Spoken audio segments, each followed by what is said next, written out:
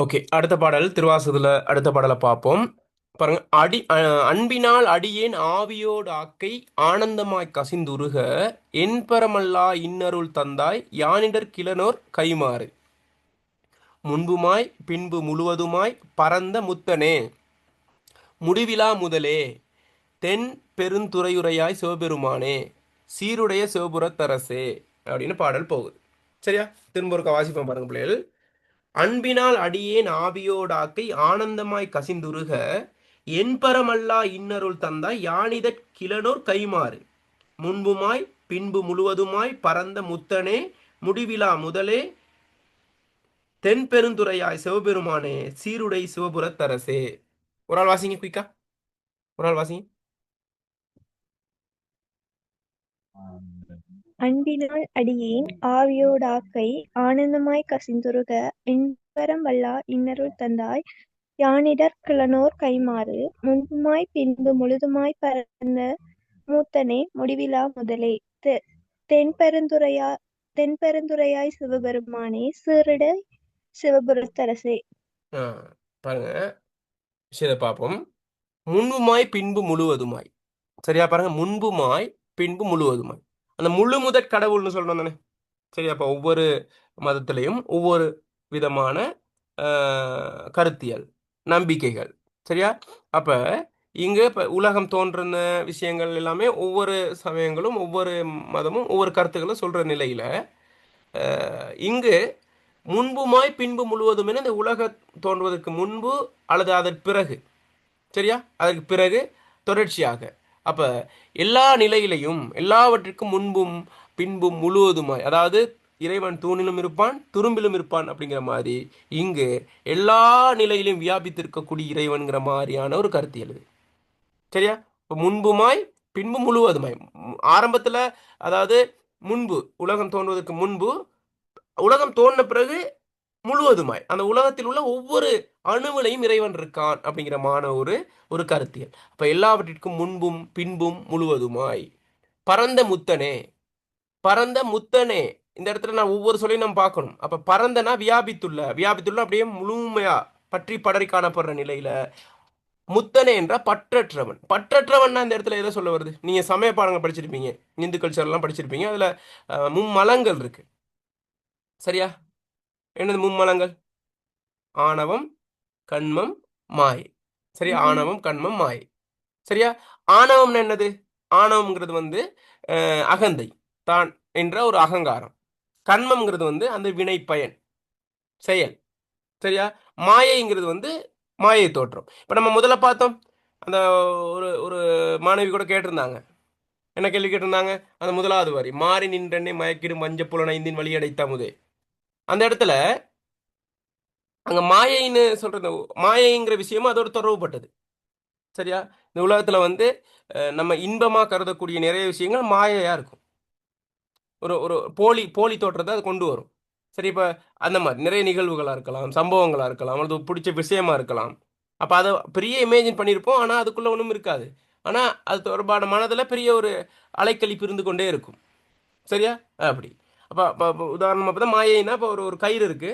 அந்த கயிறை நம்ம தூரத்துலேருந்து பார்க்கும்போது பாம்பு மாதிரி இருக்கும். சரியா? என்னடா பாம்பு கிடக்குது, கிட்ட போய் பார்த்தா அது கயிறா இருக்கும். இப்போ இது என்ன மாயைன்னு? என்னது? மாய தோற்றம். நிறைய விஷயங்கள்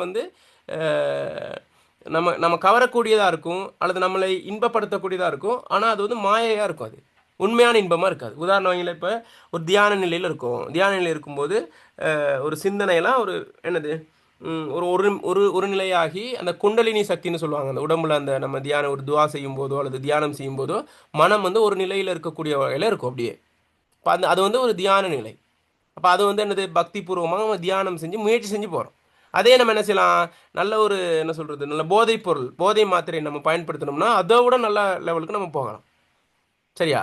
அப்போ உண்மையான இன்பம் இதுதாங்கிறது நமக்கு தெரியுது. ஒரு பிரார்த்தனை அல்லது ஒரு ஒரு ஒரு தியானம் அல்லது ஒரு துவா செய்கிறது.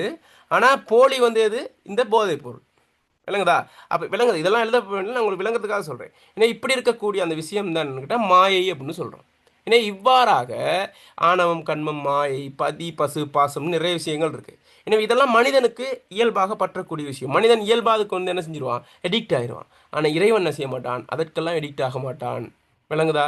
அதான் அப்போ பரந்த முத்தனை என்றால் வியாபித்துள்ள, இந்த உலகம் முழுக்க வியாபித்துள்ள பற்றற்றவன், அதான் முத்தனே அப்படின்னு சொல்லுவாங்க.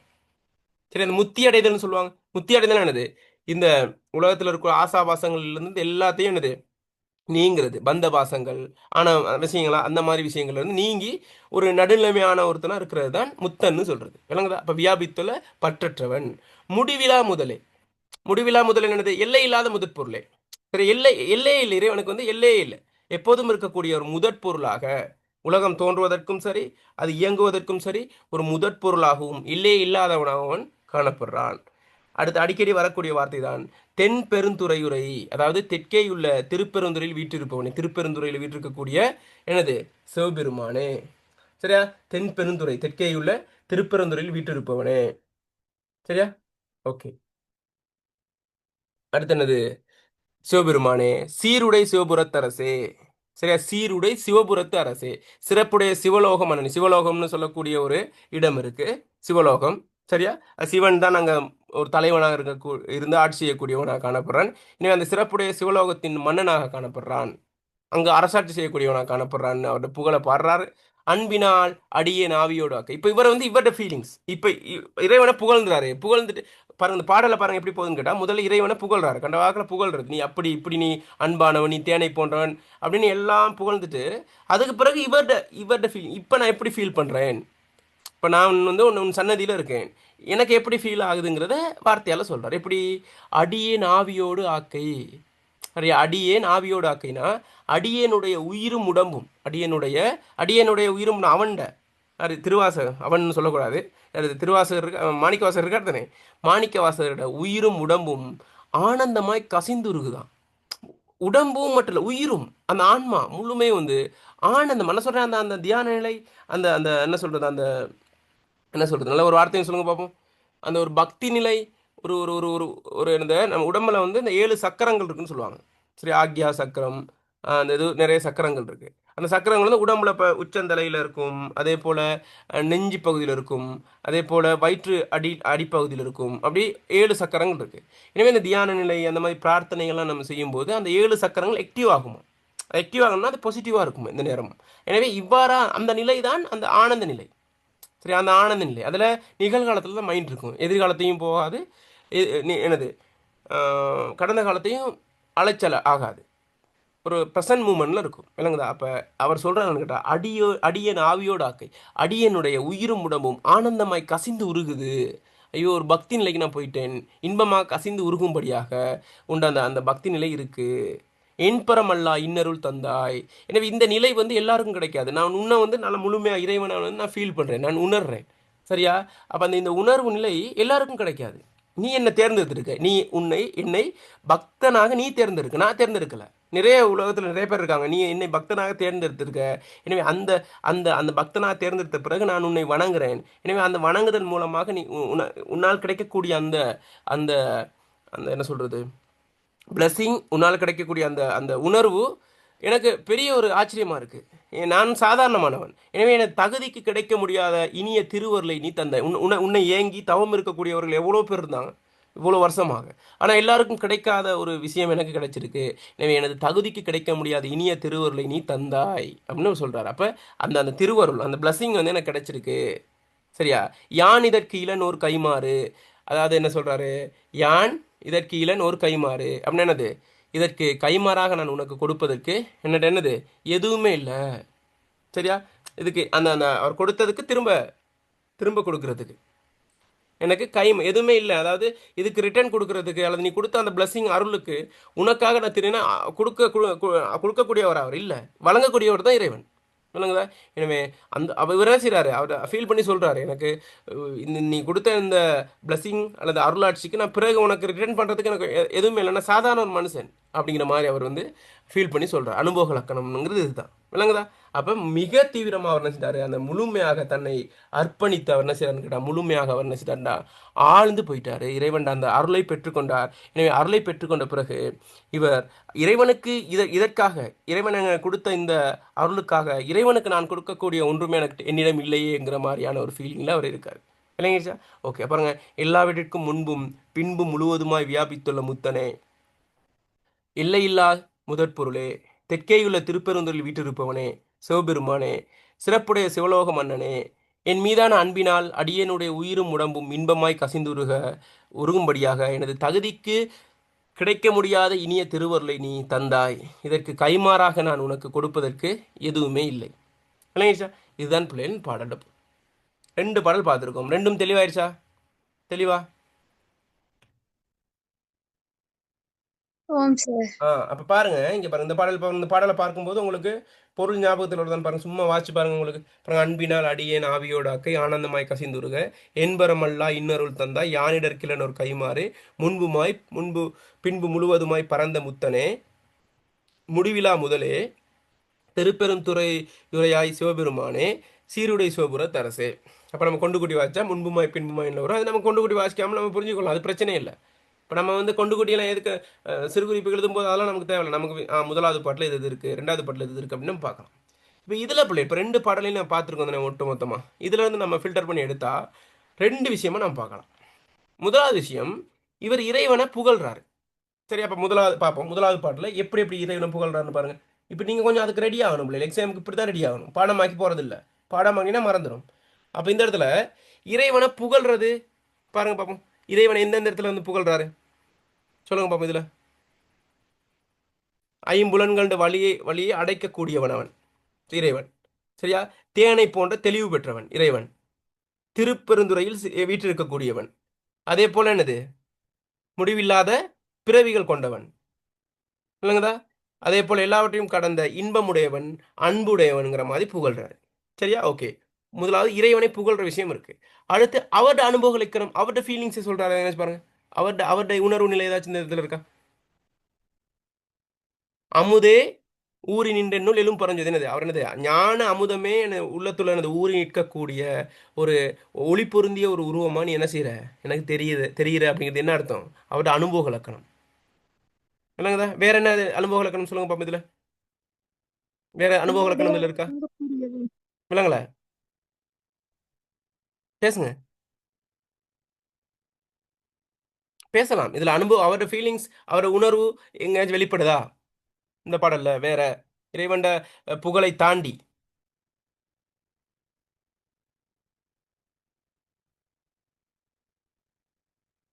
அப்ப இன்னொன்னு சொல்லலாம். அதாவது அவர் அந்த ஐம்புலன்களோட வழியை அடைத்த அப்படின்னு அவர் புகழ்ந்தாலும் கூட அப்ப அவர் ஐம்புலன்களோட வழி அடைக்கப்பட்டிருக்குங்கிற விஷயத்தை அவர் உணர்றாரு. அது எதனால? இந்த இறைவண்ட திருவருள் தன்னுள் புகுந்த காரணத்தினால. எனவே அந்த புகுந்த காரணத்தினால அவர் ஒளி வடிவமாக அவர் என்ன செய்யறாரு? தெரிகிறாரு. சரியா? அது இல்லாமல் அவர் என்ன எதிர்பார்க்குறாரு? அதாவது உண்மையான உருவத்தை காணுவதற்கு நீ வந்தருளுக அப்படின்னா அதெல்லாம் என்னது? அப்போ நான் நெருப்பாவனை பார்த்துட்டு உன்னை உருவமாக பார்க்கணும். அதெல்லாம் என்னது? அவரோட அனுபவ இலக்கணம் தான். விளங்குதா? அப்போ இது இப்படி இருக்கு. சரியா? அப்போ இந்த விஷயத்தை ஃபில்டர் நீங்கள் என்னது படிச்சுட்டு அப்படியே போகாமல் கொஞ்சம் குறிப்பிடுங்க. சரியா? ஓகே, கவனிங்க. அடுத்து ஏ எடுக்கணும்னா ட்ரை பண்ணணும் பிள்ளைகள். ஏ எடுக்கணும்னா ட்ரை பண்ணணும். இல்லாட்டி உங்களுக்கு மேலோட்டமாக படிக்கிறதா பிரச்சனை இல்லை. சரியா? நான் ஏ எடுத்தவங்களும் கேட்டு பாருங்க, கஷ்டப்பட்டு தான் படிப்பாங்க. நான் அதில் கொஞ்சம் நம்ம ப்ரொசஸ் பண்ணணும். இப்படியே பார்த்துக்கணும், சரி வராது. இதில் பாருங்க பிள்ளைகள், இதில் இறைவன்ட சிறப்பு எங்க எது? அனுபவ லக்கணம் எதுன்னு சொல்லுங்க பாவம்.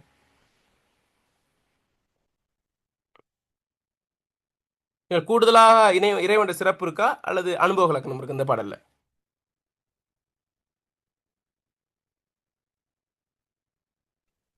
அனுபவங்கள் இருக்கு. அனுபவ லக்கணம் தான் இருக்கு. பாருங்க, இதுல இறைவன்ட சிறப்பை பார்த்துருவோம். முன்புமாய் பின்பு முழுவதுமாய் பறந்த முத்தனே, அது வந்து இறைவன்ட சிறப்பு.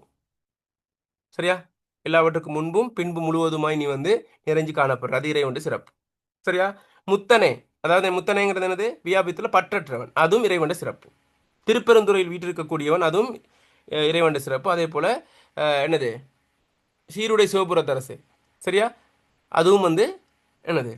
இறைவன்ட சிறப்பு. ஓகே, அடுத்து நம்ம பார்க்க போறோம் அனுபவ இலக்கணத்தை பார்க்கும்போது, அன்பினால் அடிய நாவி உழக்கை ஆனந்தமாய் சொன்னது, உன் அன்பின் காரணமாக அடியனுடைய உயிரும் உடம்பும் என்ன செய்யுது? மயிர்கூச்சரியுமாறு என்ன செய்யுது? ஆனந்தமாய் கசிந்து உருகுது. அது அனுபவ இலக்கணம். என்பரமல்ல இன்னொரு தந்தை, எனக்கு என்ன சொல்றது, எனக்கு தகுதி இல்லாத நிலையில் இருக்கக்கூடிய உனது திருவருள் எனக்கு நீ தந்த, அதுவும் அனுபவ இலக்கணம். ஏன்னா இதுக்கு வந்து நான் என்ன கைமாறு செய்ய போறேன்னு தெரியல. சரியா? அந்த அளவு அவர் அந்த உணர்ந்துட்டாரு. அது கொடுக்கக்கூடிய அளவுல இல்லை ஒன்றும். அதுக்கு நிகரா இல்லை, அந்த அந்த அருளுக்கு நிகரா. அது அனுபவ இலக்கணம். சரி, இதெல்லாம் என்னது அனுபவ இலக்கணம், விளங்குதா? இப்போ நம்ம எம்சிக்யூவில் சாரி, சிறுகுறிப்பில் கேட்கும்போது பிள்ளைகள் இப்படி பொத்தம்பொதுவாக தான் கேட்பாங்க, விளங்குதா? அப்போ நம்ம என்ன செய்யணும், ஒரு பாடலுக்குள்ள எல்லா விடையும் இருக்காது. இப்போ இது எப்படி கேட்குறாங்கன்னு, இந்த திருவாசகன் இந்த பகுதியில் இந்த 10 பாடல்கள் இருக்குதுனே, இந்த பகுதியில் மாணிக்கவாசகர், சரியா, மாணிக்கவாசகர் இறைவன் மீது கொண்டுள்ள அருளை அல்லது இறைவன் மீது கொண்ட பக்தியை எவ்வாறு வெளிப்படுத்துகிறார் அப்படிங்கும்போது எதை எதிர்பார்க்குறாங்கன்னா அனுபவ இலக்கணத்தை வெளிப்படுத்துறாரு. அது ஒரு கேள்வி.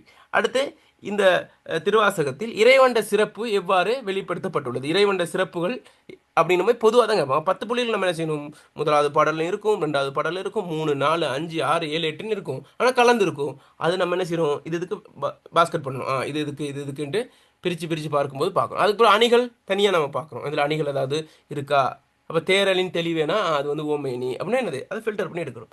இப்படி நம்ம பார்த்து படிக்கும்போதும் பிள்ளைகள் மிக தெளிவாயிரும். அதுக்கு பிறகு உங்களை அடிக்க யாரும் இல்லை, ஈஸியாக நம்ம எழுதிட்டு போயிடலாம். நம்ம மறதி பரீட்சைங்கிறது என்னது, ஞாபகத்தை என்ன டெஸ்ட் பண்ணுறது தான், விளங்குதா? அப்போ அதனால நமக்கு வந்து அது ஒரு சிக்கல் இருக்காது, சார். நமக்கு வந்து மறக்கவே மாட்டோம். ஏன்னா ஆழமாக படிச்சிட்டோம்னா மறக்க மாட்டோம், விளங்குதா?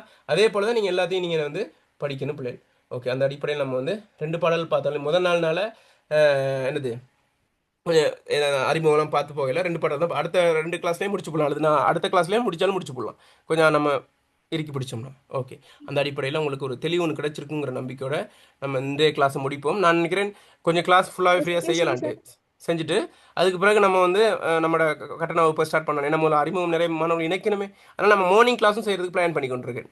சரியா, மார்னிங் கிளாஸ் நான் வந்து இப்போ நாளைக்கு கூட எனக்கு செய்யலாம், ஆனால் நான் முன்னுக்கே லிங்க் போட்டுக்கணும். அதனால் நம்ம நாளைக்கு விடுவோம். அப்போ நாளைக்கு ஈவினிங் செஞ்சுட்டு அடுத்த நாள் காலையிலையும் செய்வோம். அப்படி தொடர்ச்சியாக கொஞ்சம் கிளாஸஸ் செஞ்சுட்டு எல்லா பகுதியும் நம்ம இதெல்லாம் கொஞ்சம் பார்த்துட்டு அதுக்கு பிறகு நம்ம வந்து தொடர்ச்சி நம்மளோட கிளாஸஸ் இருக்குதுனே, நம்மளோட கிளாஸஸ் நடக்குது பிள்ளைகள் உங்களுக்கு தெரியுதுனே, 12க்கு 13க்கு தனியாக நடக்குது. அது நம்ம தொடர்கள் 2 தொடர்கள் முடிச்சிட்டோம். கவிதையில் இன்னும் கொஞ்சம் ஒரு கிளாஸ் மட்டும் இருக்குது. அடுத்து இருக்குது நம்ம இலக்கணமும், சரி இலக்கணம் முடிஞ்சிருச்சு, சங்க இலக்கியமும் திருக்குறளும் அடுத்த தொடர் இருக்குது, அப்படி ஓர்டராக இருக்குது. அதை நான் உங்களுக்கு தகவல் வழங்குறேன். இடைப்பட்ட காலத்தில் எனக்கு பரீட்சை காரணமாக நான் வந்து கொஞ்ச நாள் வந்து கிளாஸ் செய்யலை. அதுக்கு பெரிய ஒரு பாருங்க, இன்றைக்கி நிலையில 50 பேர்ட்ட வந்திருந்தீங்க கிளாஸ்க்கு. அது நம்பிக்கை தான். அதன் அடிப்படையில் எனக்கு இப்போ ஃப்ரீ ஆகிட்டு, எனக்கு எக்ஸாம் ஒன்று முக்கியமான எக்ஸாம் ஒரு தெரியும் உங்களுக்கு, டீச்சிங் எக்ஸாம் நடந்துச்சு. அதுக்கு தயாரானனால நான் வந்து முழுமையாக அதில் ஈடுபட்டனால எனக்கு கிளாஸஸ் செய்ய முடியாமல் போயிடுச்சு. நான் கூட இப்போ ஃப்ரீ ஆகிட்டேன். இனி முழுமையாக வந்து இந்த 2 மாதம் எக்ஸாம்ஸ் போகிறவங்களுக்கும் அதே போல் மற்ற மாணவர்களுக்கும் தான் முழுமையாக நான் வேலை செய்வேன். சரியா, அதனால் முழுமையாக நம்பிக்கையோடு வாங்க, தொடர்ச்சியாக நம்ம படிப்போம். மார்னிங் கிளாஸில் நடக்கும், வரலாம். சரியா, உங்களோட நண்பர்களுக்கும் சொல்லுங்கள். நான் இவ்வளோ காலம் எப்படி நம்ம செஞ்சோமோ அதே போல் இதில் வந்து கொஞ்சம் சகல் அந்த இடையில கொஞ்சம் நிப்பாட்டிட்டு, அது மட்டும் தான். மற்றபடி இனி தொடர்ச்சியாக கிளாஸஸ் போகும். சரியா, ஓகே. வேறு எதுவும் கேட்குறாங்க கேட்கலாம். சார், நாளைக்கு 7 மணிக்கு போகணும், சிறுகுறிப்பு எழுதும்போது விலங்குல. சிறுகுறிப்பு எழுதும்போது அந்த பாடல் வரிகளை கொடுக்கணுமா சார்? ஆமாம்மா, பாடல் வரிகள் சிறுகுறிப்பு எழுதும்போது எல்லா பாடல்களையும் கொடுக்க வேண்டிய அவசியம் இல்லை, இடையில கொடுத்தது நல்லம். கொடுக்கணுங்கிற அவசியம் இல்லை, ஆனால் கொடுத்த நல்ல. அப்போ தான் உங்களுக்கு அவன் அந்த அகவயம் தானே தாக்கம் செலுத்தும் புள்ளிகள் போடும்போது பாரு இந்த வரிகள்லாம் போட்டு எழுதுறான் அப்படிங்கல உங்களுக்கு வந்து மார்க்ஸ் கூட வாய்ப்பு இருக்குது, விளங்குதா? அதனால் அது நீங்கள் நல்லா உருகி படிச்சிங்கன்னா, உருகினா நீங்கள் பக்தி பூர்வமாக படிக்கணுங்கிற அவசியம் இல்லை, நல்லா ஆழமாக படிச்சிங்கன்னா மனப்பாடமாக ஆயிரும் பிள்ளை. இப்போ பாருங்க, நானும் படிப்பிச்சு இந்த கவிதையெல்லாம் வருங்க, ஓகே சார். அந்த தொண்டு கவிதை எடுத்துக்கிட்டா நீங்கள் நல்லா ஆழமாக படிச்சிங்கன்னா நான் பாடமாக்க மாட்டோம், அது இயல்பாக நமக்கு வந்துடும். இப்போ சினிமா பாடல் மாதிரி வந்துடும். சரியா, இப்போ வீசாதிரி கவிதையை வாசி பாருங்கள், மனசில் படிக்கல, அது கடக்குன்னு வரிகள் வரும் ஆழமாக படித்தோம்னா. சரி, அந்த மாதிரி நீங்கள் விளங்கி படிங்க, அது நீங்கள் பாடமாக்க வேண்டிய அவசியம் இருக்காது, ஒட்டவா வரும் அது. சரியா, ஓகே. வேறு ஏதாவது கேட்டால் கேளுங்க, ஓகே. ஏதாவது கேட்குறான்னு கேளுங்க. நான் லிங்க் போட்டிருக்கேன், அதில் இணைஞ்சு கொள்ளுங்கள், ஜென்ரல் லிங்க் இருக்குது. ஓகே, வேறு ஏதாவது டவுட் இருந்தால் கேட்கலாம் பொதுவாக. சார், இதுக்கான பிடிஎஃப் போடுவீங்களா சார்? அது நான் இதை போட்டு விட்றேன், குரூப்பில் அந்த ஓகே ஜென்ரல் சார். குரூப்பில் நான் போட்டு விட்றேன், பாருங்கள். அடுத்தது நடக்க நான் போட்டு விட்றேன். சரி, ஓகே பிள்ளைகள்.